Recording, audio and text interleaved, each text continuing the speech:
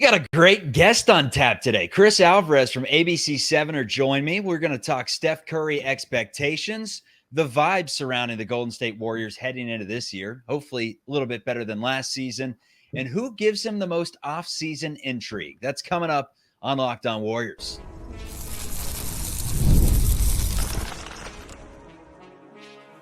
You are Locked On Warriors, your daily Golden State Warriors podcast. Part of the Locked On Podcast Network, your team every day.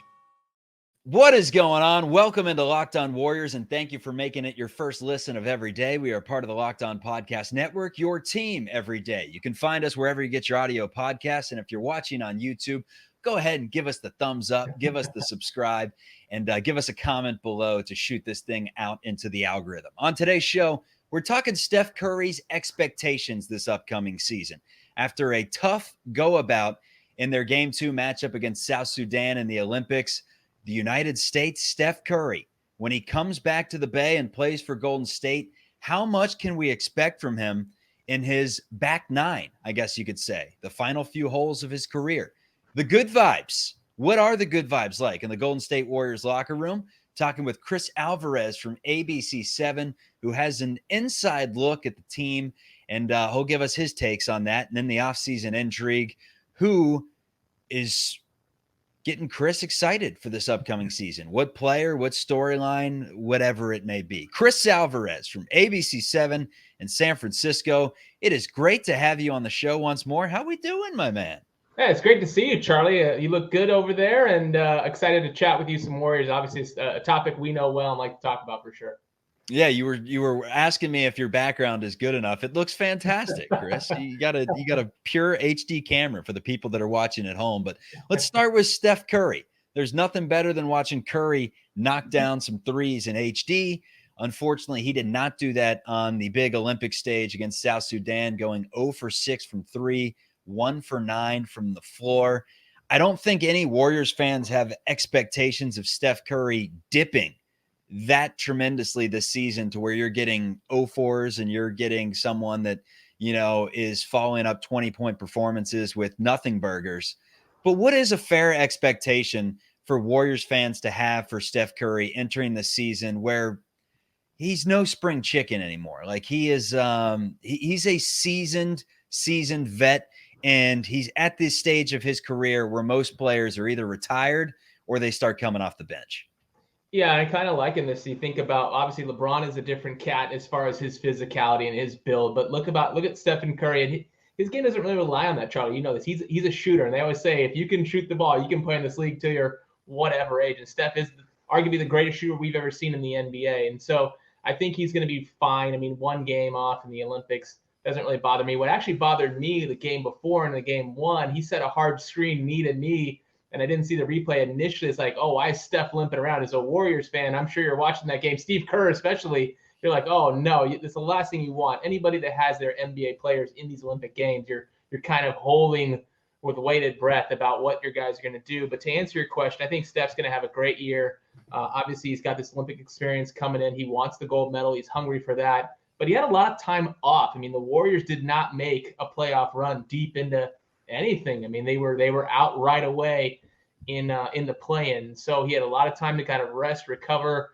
And we look at what the Warriors done. No Klay Thompson. They made some other moves, but I expect them to have a great season. You can't predict any injuries. That's obviously nothing we can predict. But I mean, you talk about a guy that puts himself in a physical shape to have a good season and prevent any sort of injuries he can. Yeah, there's going to be a rolled ankle here and there. You're going to bang knees on a screen. But I think barring a traumatic injury, which no one wants to see, I think Steph's going to have a year where he's right at the top of his game, an all-star. And I think we're just going to kind of see the same. I don't see anything tailing off from Steph because I just think he's in such great shape. He's taking such care of his body, and he's stronger, obviously, than when he entered the league. And even a couple of years ago, remember what he did, Charlie, in the 2022 finals, how big Steph is. So I expect him to have a great season. Now it's just about what's around him, what the Warriors look like in a loaded Western Conference. And I always wonder, like when teams do try to bridge the gap and turn, like let's use the San Antonio Spurs as a good Mhm. example, where they had Parker, they had Ginobili, they had Tim Duncan. That was their version of a big three. And by the end of it, it was Kawhi Leonard's team. And Mhm. then those other three players were, they had their defined roles. They had Hall of Fame pedigree. They had the mentorship down for sure, but they weren't the same players that they were. They were the sidekicks to a now Kawhi Leonard, leading them to a championship, whatever, or 60 wins, whatever it was when they didn't win Mhm. the championship. With Yeah. Steph, I feel like the talk this offseason has been, I've used the Batman and Robin. You can use the Bert and Ernie, although Bert and Ernie they seem pretty equal to me, although I'm taking Ernie all day. I don't know about you. Mario But and Luigi. Mario and Luigi, I'm taking Mario all day. But Yeah. Batman and Robin's the one that I kind of have been relating this to. Like every team needs that sidekick in order to win an NBA championship. Are we getting to the point where we should start talking about Steph Curry as the potential sidekick, or were we not even close to that point yet in your mind? Well, I don't think the Warriors have the new Batman. I mean, Jonathan Kuminga is probably the closest number two that they. I mean, it should be Andrew Wiggins, really, and he's been so inconsistent. He hasn't really been anywhere the same player after that 2022 NBA Finals run, and that's why him and Jordan Poole got paid at the time. That seemed to be the Warriors are kind of transitioning into that. Maybe Steph could take a little bit. I don't say a lesser role, but he's not as demanded on to be the number one every night, and so right now, the way the Warriors are constituted, at least in my opinion, Steph has to be Batman. He has to be the top dog. And now, can Jonathan Kuminga make that step up? Brandon Pajemski, is he that guy? But right now, I just don't think that the Warriors can afford to have Steph in a lesser role than number two, because I just don't see it on this roster as currently constituted on August 1st here, Charlie. Yeah, and I guess my argument for that is like, can they win a championship with Steph Curry still as the Batman? Nothing against his game because he's still one of the top 15 players in the NBA. But you see on the Olympic stage the amount of players from other countries. I mean, Mm-hmm. the top three players in the MVP votings this season were from other countries. They weren't Mm-hmm. even from the United States. And then you Right. look at the United States roster, and Steph is kind of buried at the bottom when it comes to the box scores thus far. Other players have caught up to him. He's just gotten a little bit older. Can you point to that, or do you look at the Olympics and FIBA and just say, it's not his style. It's a completely different game. And what we're watching right now on the world stage is not going to translate once Steph is, suited up for Golden State this season. And it's going to be the same Steph Curry we know and love for many years past. But that's what I'm trying to get through my mind right now is like, Yeah. is Steph Curry still an elite enough player to where he can carry a team by himself like he did in 2022? I mean, he had a great supporting cast around him of players that had career years: Andrew Wiggins, Jordan Poole, the Klay Thompson factor of just returning from the gruesome injuries. That was a feel-good story that led to good mojo. Gary Payton had a career year. Otto Porter had a career year. So much had to go right for that team to win a championship. So I guess that's kind of where I stand right now and wonder, like, is he good enough at this point to where he can carry a team to an NBA championship? Or does this supporting cast of role players really have to be more than just role players, and they have to find some diamonds in the rough, or have some players step up to heights that in the offseason a lot of fans don't expect them to hit those marks? Yeah, I think that's a good point. And I think about anybody, though, in the NBA, I don't think there's one singular guy that can lead a team by himself without other dudes. I mean, Jason Tatum couldn't do it by himself without having Jaylen Brown. As we saw the cast of the Celtics, I mean, look how much better Luka is with Kyrie when they're kind of meshed together. You need Closest we got was LeBron and Ilgauskas and that Cavs team back in yeah, the day, and they got rocked when they got to the finals, right? right. But There's been LeBron no was so one. much younger. LeBron was so much younger Mhm. back then, and this isn't the Steph Curry that's 25. Yeah. But yeah, I think you're right in that sense. And the East, trying to remember what year that was. The East just seems to be always dead since Michael left. I don't know. The West seems to be the more superior conference over time. But I think everyone needs a sidekick. I think Steph is good enough to be the number one, but you're going to have to get a really solid number two. And I just don't right now on this roster. I don't see it. Do you see it, Charlie? Not necessarily, but I do like the strength in numbers.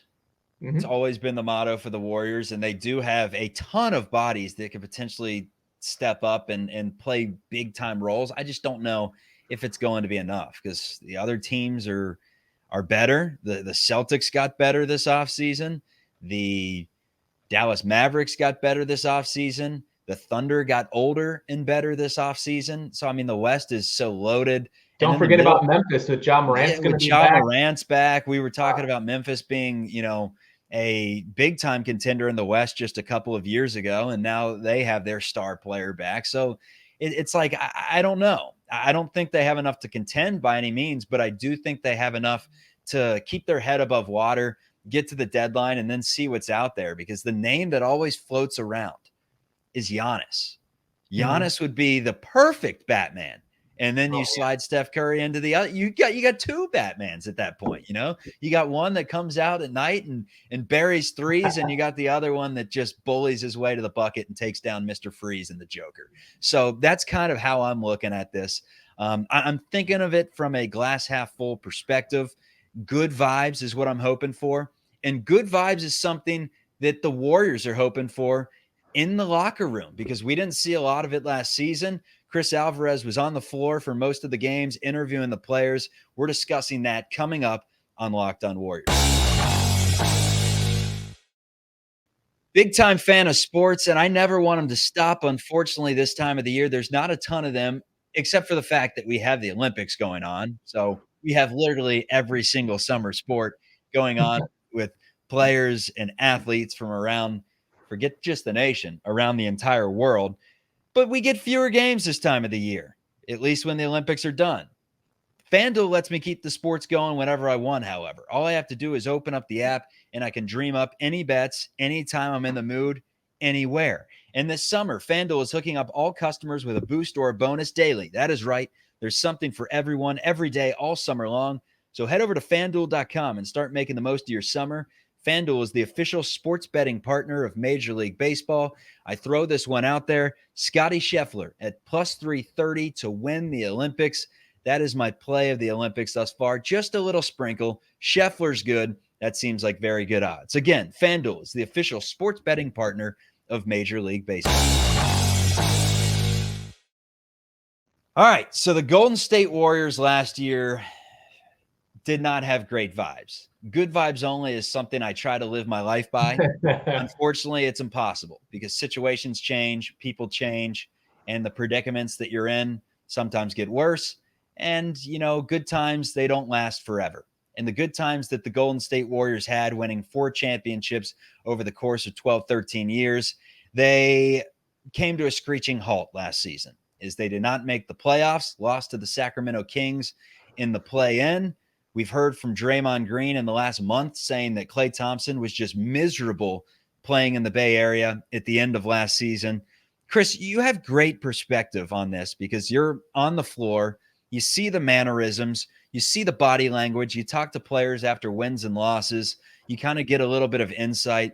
When Draymond said that Klay was just miserable last year and the mojo was off, there was a funk with the team. Did you see it real time?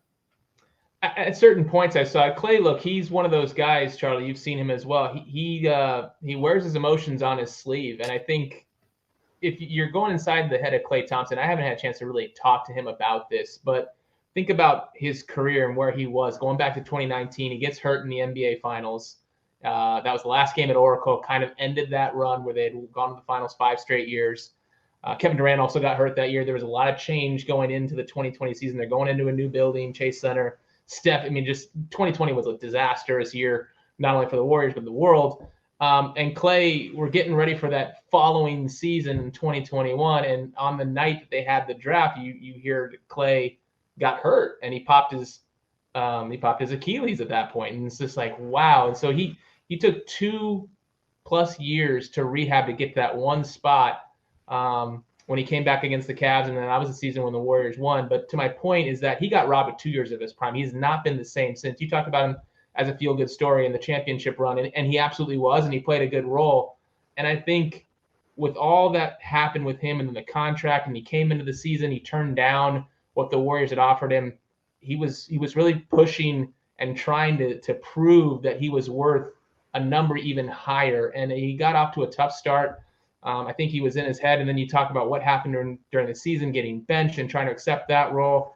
He talked multiple times about having those heart-to-heart conversations. And at one point when he got benched and he came that first game back, I think it was against Utah, he went off on the bench. But he was never quite the same. I think he was always trying to prove something. And then we obviously see how it ended in Sacramento, the 0 for 10 in the play-in game. And so there were moments that you could see that Klay, maybe his head wasn't in it, or he was so caught up in trying to be maybe the player of the past instead of what he is now. And look, I have no idea what that's like to be maybe a shell or 85% of yourself when you're at such a high level and had such high expectations for yourself. So I saw it at points, but I didn't think during the year.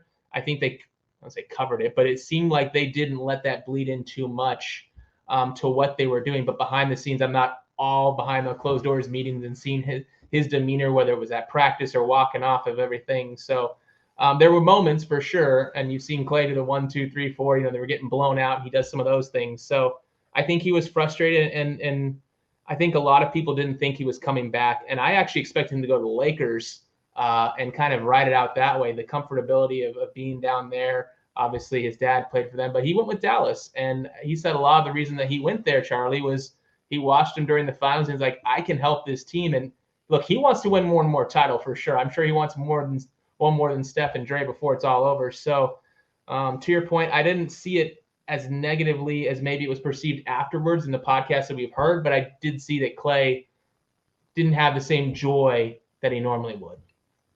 So vibes in sports are huge. Mm-hmm. Steve Curry even talked about this on a podcast the other day, and my apologies to whoever's podcast it was. I completely forget, but he was talking about Pete Carroll and how when he met Pete Carroll years back, Carroll said, how are you going to coach this team? And he said, like, what offensive sets are we running? What defensive game plans we're putting together? He said, no, forget practice, forget schemes, forget offenses, defense. What I'm talking about is how are the players going to feel when they walk into this facility every single day? What's the vibe going to be like, the character, the joy, that sort of thing. And you see it with Pete Carroll teams, right? There's not a lot of, aside from when they're getting their Heisman's taken away, things like that. Reinstated, so they're all good there. But aside from that, like it always seems like Pete Carroll's teams there's a lot of joy there. And with the Warriors this year, they lose Klay Thompson, they lose Chris Paul, they lose Saric, and then they lose some other role players throughout the season. But for the most part, it's the exact same team asking the younger players to now turn into older vets in a hurry and play with a lot more confidence and play with a lot more leadership and lead by example for now some of the younger guys that are younger, at least in terms of experience, than the Moody's and the Kumingas and some of those guys. So like how is the vibe going to change this year, do you think, when it's essentially the same team minus Klay? Yeah, I think luckily you still have Steph and Draymond, and they have two different leadership styles. Draymond's going to get more in your face, and he's the out front. Steph is the quiet leader that leads by example, but it's also going to be able to get on you. I think Brandon Podziemski is going to have to take more of a step up. I mean, you're talking about not only do they need to take a step up in leadership or the locker room role, but production-wise, these guys are going to need to bump it up in a loaded Western Conference. And so I think Podziemski has some of that in him, and Kuminga does as well. But I would probably point to him. And then it's possible that I don't know much about Buddy Hield. I haven't seen him up close and personal yet, as far as maybe being a guy or some of the other guys they got in free agency. I think I'm looking probably at a guy like Podziemski. You've heard so many great things about him when he came out and obviously had a great year. Trace Jackson Davis as well. But I would say if I had to pick one guy that I thought maybe needs to step it up and can be that guy that has some cachet with the roster, I'm going to say Brandon Podziemski, because there was a story back in training camp last year where he was calling out Draymond Green for something. And obviously Brandon he was a high draft pick, but to have that confidence as a 20, 21-year-old kid to get in Draymond's face when we know Draymond, he probably not the wisest thing to do, showed a lot. And obviously he backed it up with his play, and he's one of those hard-nosed guys that's going to lead by example as well. He's taking charges. He's diving on the floor. He's kind of an old school player. So that could bring some of the good vibes. And look, these guys are younger.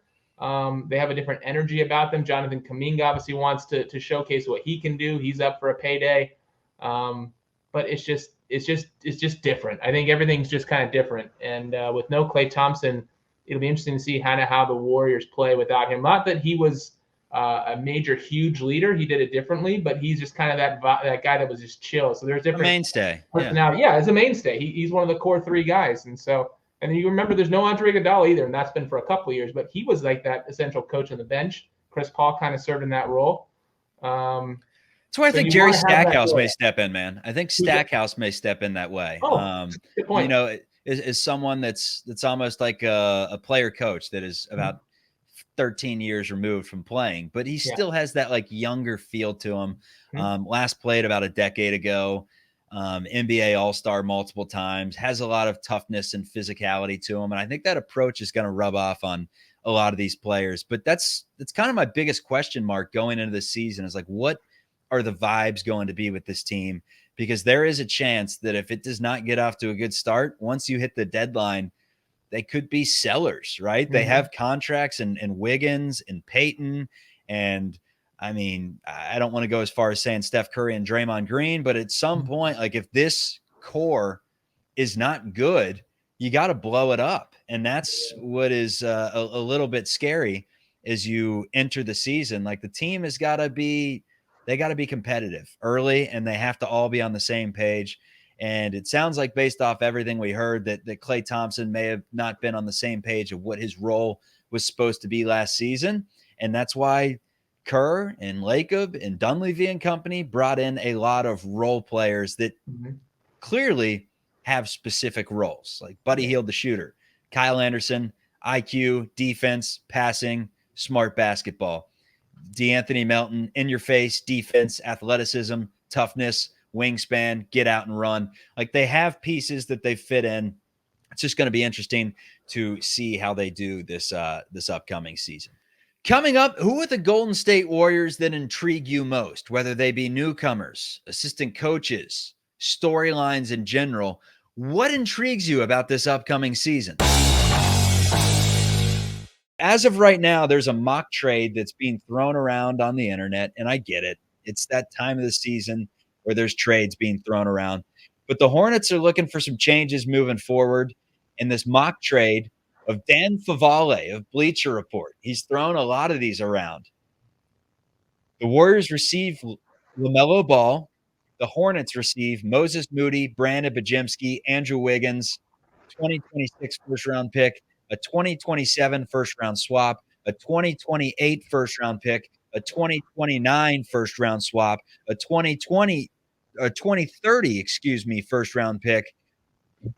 So the Hornets, who aren't looking to trade LaMelo Ball, and the Warriors, who just essentially had a opportunity to get Lauri Markkanen if they wanted to throw a king's ransom at the Jazz, they did not. Now all of a sudden, Dan of Bleacher Report is saying, oh, the Warriors could potentially make this trade. I don't understand why everyone thinks the grass is greener on the other side, why everyone believes that trading away a ton of assets for one in return is a smart move.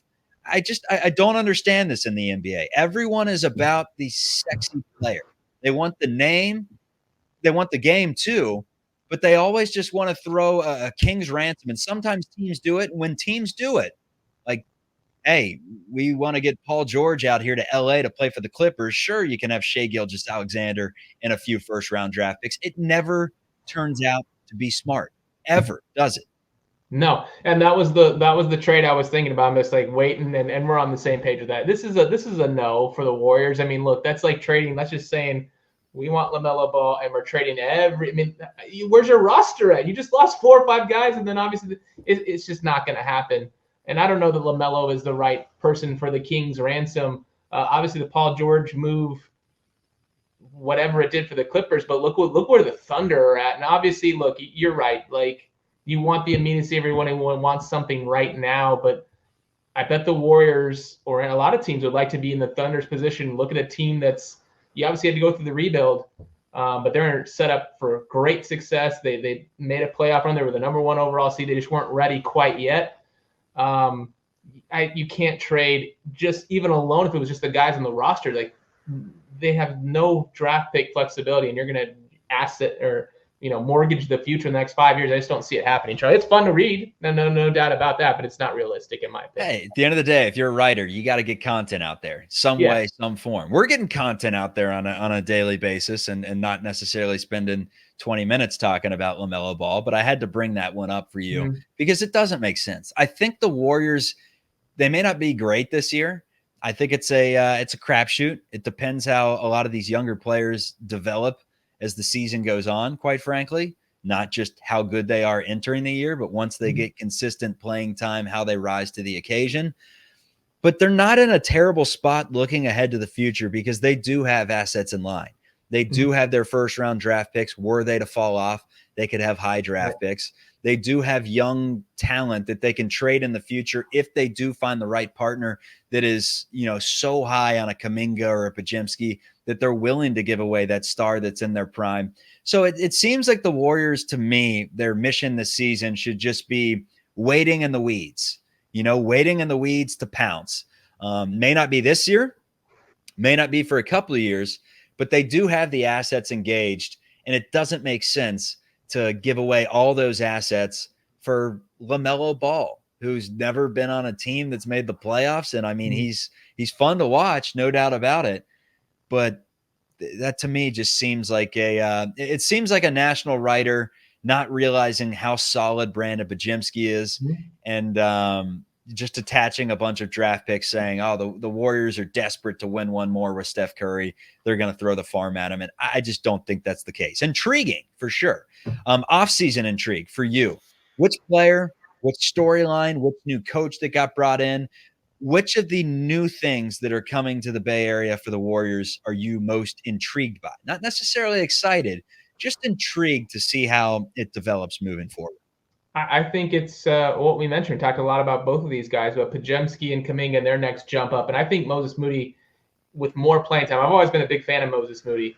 I like him as well. So it's that core. You talk about the Spurs and how they transition. Is the core of Kuminga, Podziemski, Moody with Steph and Draymond around them and other pieces that you mentioned from the offseason. But can that be not the next step, Klay and Dre, but what is that core and how long do you keep them together? Because you're right. I think those are three guys, Kuminga, Podziemski, Moody, that can be the next wave, or they like to call it the two timelines a couple of years ago. That had Jordan Poole in it. I was very excited about that prospect because he looked so good at the time, and that's a whole other story for a whole other podcast, what happened there. But I'm interested to see the step up that those guys make, and can they help Steph and Draymond? And also, how many games is Draymond going to play? If you think about their record last year, how many close games they were in, how many games Draymond was suspended for, which was somewhere it seemed to be like that 20-30 range. That's a lot of games, Charlie. Maybe they would have been a little positioned better. They probably would have been already in the playoffs. So maybe last year wasn't as bad as it seemed if you had just had Draymond maybe one less suspension. I mean, I think about all those games they were in, they just couldn't get over the hump. A lot of close games, and they didn't have a great record in those games. So maybe it's not as bad as it looks, but you have to have those guys on the floor. And Draymond and Steph are another year older. So you're going to need those guys, the young guys, to step up. So I think those three, how they play and what their roles are, is going to be a big thing that goes into the season for me. Last one I got for you, Buddy Hield, DeAnthony Melton, Quentin Post. We'll throw him into the mix. We'll throw in Kyle Anderson. Out of those names I just mentioned, we'll throw in Lindy Waters too, in case he's your dark horse. Which one of those is the most intriguing to you, to where you're excited to see? I would think the stock answer is probably Buddy Hield, just because of his shooting ability and an offense that flows better than any offense just about ever and really rewards great shooters. But I'm interested to hear if maybe it's one of the other guys. It was going to be stock, but I'll change it now. On the fly. I want to see what Kyle Anderson, I want to see what Kyle Anderson can do as well. The slow-mo game, what does that look like playing at your own pace, and what he can do either in a starting role when needed or off the bench. But I think the scoring, Buddy Hield excites me, is can he continue at that clip, and can he space the floor and give room for Steph to have more opportunities, or Kuminga or Podziemski or whoever it may be. But I would say of those guys you mentioned outside of Buddy, I think I'm intrigued to see what Kyle Anderson provides. But Melton, you need some defense, and I like what he can do there as well. Yeah, and then Quentin Post, 7 feet, 40% from three. Lindy Waters, lethal shooter. I mean, there's definitely some intrigue. But the expectations, they can't be too high because although I will say this, Melton and Kyle Anderson were Warriors killers. They were strong on that Memphis Grizzlies team years back that the Warriors took down en route to the NBA championship. I would say that was probably the toughest task the Warriors had that entire playoffs, even tougher than Boston and Dallas. And those two guys were mainstays in that lineup. And Anderson was on a really good team last year. Melton as well with Philly, Anderson with the Minnesota Wolves, who went to the Western Conference Finals. So these were players that were getting minutes, significant minutes on teams that had significant ceilings. So will be interesting to see. Chris, thanks for hopping on and making a show go really quick. It's that time of the year. It's just the dog days where unless the Warriors make a big time trade here soon, they're not going to be signing anyone. And it's just kind of, let's find as many topics as we can and try to have some fun until preseason starts, which is coming up here soon. Click like and subscribe and you get that algorithm up. That's the one thing I learned too, Charlie, right off the top. Right off the top, baby. Give it a like. Thanks, everyone, for tuning in. Chris Alvarez from ABC7. Be sure to tune in to all the Warriors games that are on ABC this upcoming season. You'll see him with the microphone interviewing the players. He's smooth as molasses, folks. Chris, thanks for hopping on. Have a good one.